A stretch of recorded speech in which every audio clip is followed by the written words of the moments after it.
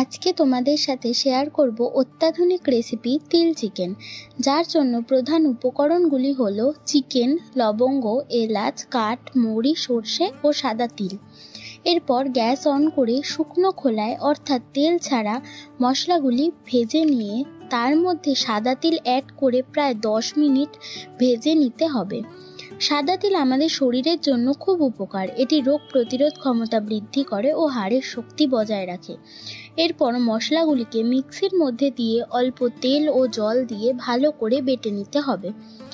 এরপর চিকেনগুলিকে ছোট টুকরো করে তার মধ্যে নুন, হলুদ, অল্প তেল দিয়ে মেখে 30 মিনিট রেখে দিতে হবে। এরপর চিকেনগুলিকে বাদামি রং না আসা পর্যন্ত ভেজে নিতে হবে এবং এর মধ্যে আগে থেকে বেটে রাখা মশলা, 2 চামচ পেঁয়াজ বাটা, 1 চামচ আদা রসুন বাটা দিয়ে ভালো মতো কষিয়ে নিলেই তৈরি আমাদের তিল চিকেন।